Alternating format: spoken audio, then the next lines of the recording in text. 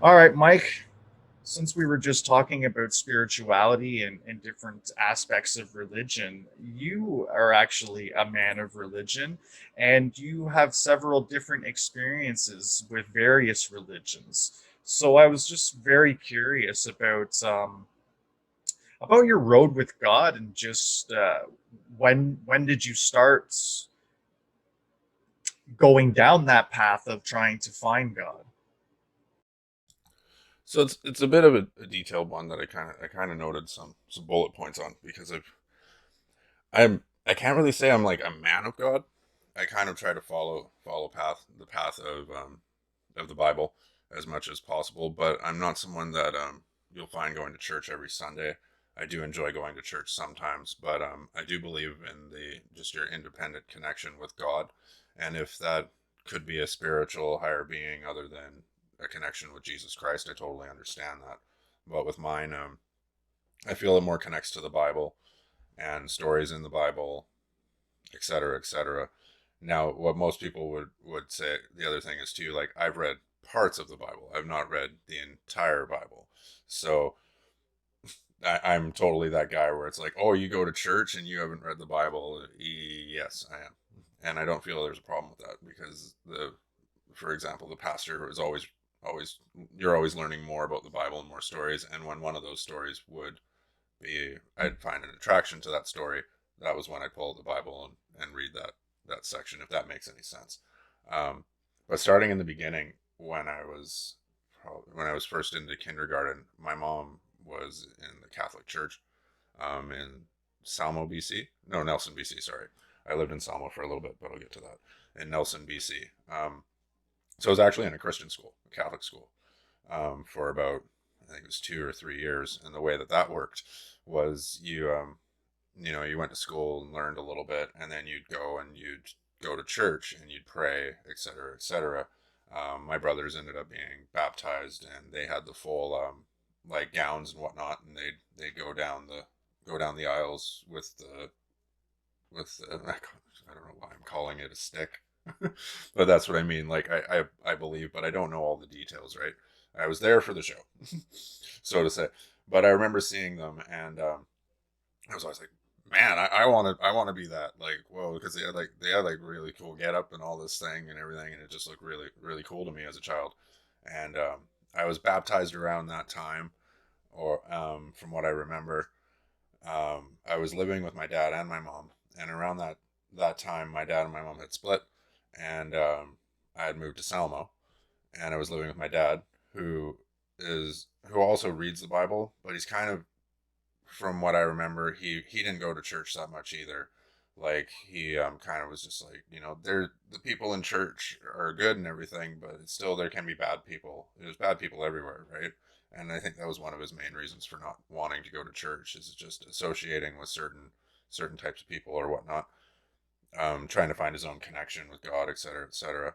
But I did end up in Sunday school in Salmo, and that was weird to me because I didn't like it, and the reason I didn't like it was because I was going to school every day, and then all of a sudden it was like Sunday I had another day of school, and yeah, it wasn't a whole heck of a lot of fun for me. But I remember doing it for a little bit, and they give you the little tiny like children's books about the stories of God, like Adam and Eve, how Jesus was born, and I definitely didn't learn a whole lot because I didn't want to be there. Um, but it was a part of my life constantly. And then when I left my dad when I was 10. We might be able to get that in another episode, but anyways, um, and living here in Nanaimo, I went to this. It's kind of like a Christian day camp. It's called Awana, and anyone knows that what Awana is. Like, yeah, like way to go Awana. Like, we used to play basketball and we used to do all types of stuff in the church, and then we had to remember the Bible. It was like you get this kind of like Monopoly money. It was like Awana money for reading passages of the Bible. Like, did you know any of this? Like No, I didn't. I honestly know nothing about organized religion, to be real honest with you. I don't have really any experiences with organized religion, and I've never heard of almost like a form of currency during like a Sunday school type deal. So you'll have to explain in detail what that's all about. so basically like you'd go there and I remember it was kind of like, it was almost like, if I'm not mistaken, it was kind of like a night youth group kind of thing. Cause I remember being there for like 3 or 4 hours. Sometimes you'd be there all day. But if you could remember these passages, and you go up to the like teacher doing their thing and you're like, yep, I remember these ones and these ones. They're like, okay, tell them to me. And you tell them and they give you this like currency, and they had a little store where you could go buy stuff. So what me and like a couple other guys did, like we didn't really digest this. It was just like sitting there and you're like reading it over and over again as fast as you can. And you're reading it and reading it so you could go and you could get your money, and you're like blah blah blah blah blah blah blah blah blah blah blah blah blah blah blah, and it's like you got every word right, and it's like yes, and then you got your money, and you're like you're back with your buddies trying to like remember these other verses as fast as you can so you can like go get your payout. So it was kind of like when I look back, I didn't learn much about God or religion or spirituality through that, because that was like the goal. And I remember talking about video games and stuff that we weren't allowed to talk about. Like Mortal Kombat had just come out, right? So there was the odd kid that like had that game, and it was like, you guys can't talk about that game, and we'd be like, Mortal Kombat, blah blah blah, like there's blood, like yeah, like all that shit. The video games we could do on another point, but and then I remember through school they would do these little field trips, right? But you'd go to different religious places. And this one time I actually got to go see a Sikh temple, which was actually kind of cool. Um, I like all types of food from all around the world. So there's a big amount of people here that just like fucking don't like curry, don't like East Indian food, et cetera, et cetera. I love East Indian food. Like anywhere I go, if I get East Indian food, it's like fucking right. It's like I'm stoked. And I remember going in there and they had given us lunch, and it was curry and there was roti and all this stuff. They fed us all and everything, and then you go up and you none of us had turbans, right? So they have these bandanas. You reach into this bin, you get a bandana, you put it on your head, and then you go and you pray to the guy who literally like it's something out of a movie. Like I guess is where they got the material from, right? The guy's on a guitar and he's doing it like a seance, like like no disrespect. It's just how I remember it. And I remember I was like I did a couple bows, and then we left, and that one stuck with me because it was kind of the start. I was like, okay, there's other stuff than like Christianity. Like there's more than that, and like there could be something different. And there's nothing wrong with these people. Like they're perfectly fine. Like they got all their shit together. They're just believing in something else, right? And because it wasn't really taught to me that there was a whole lot more, and it wasn't like I wasn't allowed to go pursue those things. It was just kind of like it just wasn't in my plane of vision, so to say. No, I was just about to ask you. So, how did religion come into your life? Like, was it someone like, is it a family thing? Like you're saying that your dad a little bit was your mom. Is your mom heavily religious or anything like that? At the time, like when I was younger, it was in school, so it was just kind of like, boom, you're in there, right? But for me to actually believe, I totally, I'm almost at that part. But in the beginning, it was just kind of, I was just kind of thrown in, like it was just like this is what you're doing, and it was normalized to me to do it. It wasn't. It wasn't necessarily I didn't want to. It was just it was there. You know what I mean? Like it felt like it was kind of a part of school. It was just a part of something that we people did. I was encouraged to go to Awana. I was encouraged to go to Sunday school, and it's just kind of like, yeah, let's go, really kind of thing. Um, but after the Sikh temple, I remember my auntie Anne had traveled here. She used to travel here from Ontario every summer. She'd drive all the way. Lady in her like 60s and 70s driving in her station wagon all the way across Canada every summer. And she'd go to Anglican church, and no one would want to go with her. And I was like, oh, it's another place that people pray and do stuff. Like, sure, I'll check it out.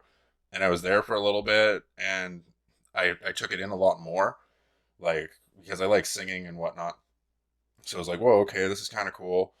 Like I'm kind of getting it, And after that, I remember going to a gospel church for a little while, and it was the same thing. It was like I was starting to really get it, whatnot. But I wasn't fully there. And then I had a scenario in my life where things kind of got really rough. I was going through a lot of depression, um, and I remember after the event that happened, I'd rather not really describe in detail. I was I was walking down the road, and I don't remember where exactly I was going, but I had seen the Baptist church, and that was where I made my connection with one of my friends, Randy, who was a pastor at the time. And I called the number on it, and I was very blunt. I was just kind of like, yeah, I don't really want to be sold on religion. I don't want to be sold on anything, but I'm having some hard times and whatnot, and I just kind of need some help and some guidance and whatnot. I felt like a lot of my connections weren't necessarily genuine. It was just more something I was just going through the motions with. And then when I talked to him, I kind of got set on a path more to God, and I started going to church more. I started paying more attention to sermons, and I think overall it was just, I can't really say full out like I'm a dedicated Christian, because I feel like that's being a bit almost disrespectful to some that are a dedicated Christian, because like I said, I don't know the full Bible. I will tell people I'm Christian because I do believe in God. I do believe that in Jesus Christ and everything that comes with that. But I also believe that there's a possibility of more, and that's something that over time just keeps getting bigger and bigger for me. So what that is, I don't know. But after talking with Randy, that was a big part that got me more interested in it. I got approached by people in the Mormon church. One of my things that kind of confused people was, and I think it was part of my depression, because I'd say to the pastors, and I'd go, well, I have my conscience. Is that God talking to me, or is that just my conscience? And this sent pastors and advisors on a big whirlwind, and I didn't know why. But it conflicted things, right? Because you hear God talking to you, you're supposed to follow the path of God if God's giving you a message. Well, if I have myself thinking in my head, right, is that God, or is that my conscience? And that just set a plane of like, for like a good few little while, I went and actually hopped church to church with this question, and some took it as insult, and some took it as like, how the fuck do I answer that? And then this one, he's just like, he literally looks at me, he's like, you've answered your own question the way you're asking me. If God gives you a message, is it God? Or if you're giving, thinking in yourself, is it you? You've answered your own fucking question. Like, you didn't swear at me, but he's just like, get the fuck out of my office, like, kind of thing. Like, you should know this. And I was like, well, duh, okay, that makes sense. So I was able to kind of put that together.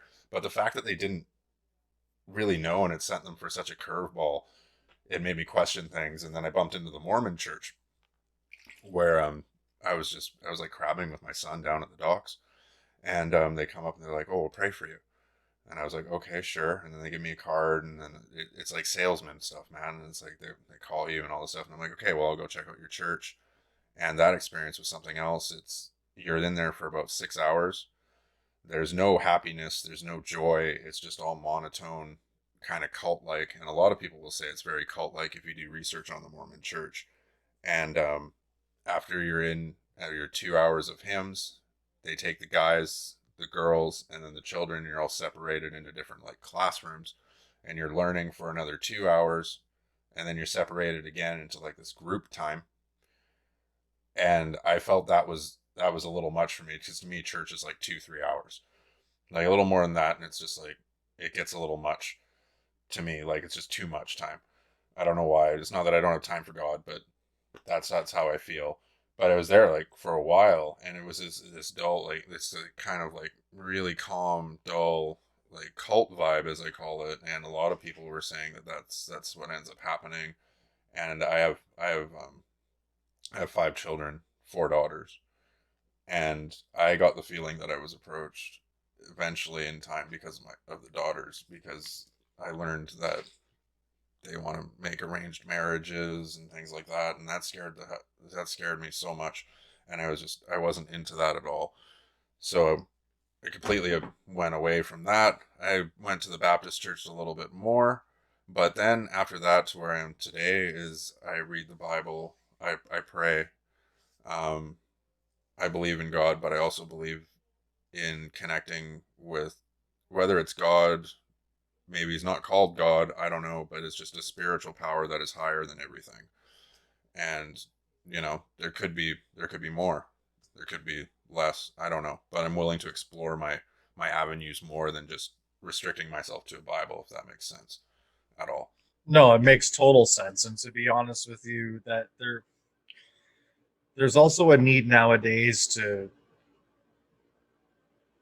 put everyone in a hole sort of thing, and you have to follow a certain guideline in order to be a touting member of. Let's just say, let's take a religion as an example. You know, if you claim to be Christian, then like you said, you have to know the Bible, you have to do this, you have to do that. And that's in the eyes of a lot of people. It's like anything can be anything.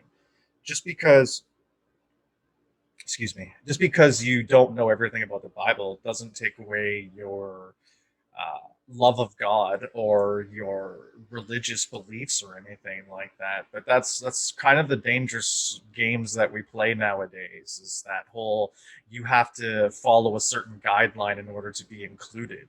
If like for example, I'm a huge Montreal Canadiens fan. Like you have to know every little minor fucking detail about the team, otherwise you're not a real fan. And it's really strange how people police this shit now. But no, I think it's cool. I think it's cool that you're on your own journey, and journeys take time. And what that journey is it's your own journey, and there's no right and there's no wrong. And if you believe in God, and you know, just because you don't read the Bible every day or go to church every Sunday does not necessarily make you a man of God. It's just that you go about practicing your religious beliefs in your own way. So, but no, that was cool. That's it's cool insight, and it'll be interesting to see where you go with that. But I wonder, have you ever had a meal, Mike, that's ever brought you close to God? Only when I use Epicure products. Well, then you just nailed it. So if you use Epicure products and that brings you close to God, then people, you need Essence of Spice. So Essence of Spice is products made by Epicure.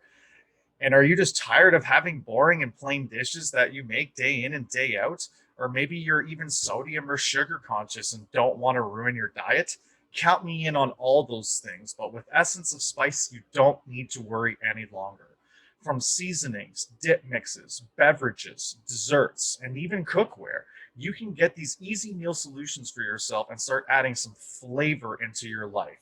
Most importantly, these are clean and fresh ingredients and 100% gluten free. This is chef quality food made at home and most importantly by you. Now, you can get direct shipping to anywhere in Canada or even delivery in the Greater Toronto Area. All you have to do is contact Samantha Facilla Deuce by searching Essence of Spice on Facebook or going to her website, Samantha Facilla, SAMANTHAVOSILLA .epicure.com, or text the word SPICE, SPICE, to 647 802 7264. Standard texting rates apply. Essence of Spice, people. The shit that'll have you tasting things that'll bring you closer to God. Not really. Not really. We have to say not really, but It gives you wings, but in another way, I guess. it'll have you feeling angelic. How about that?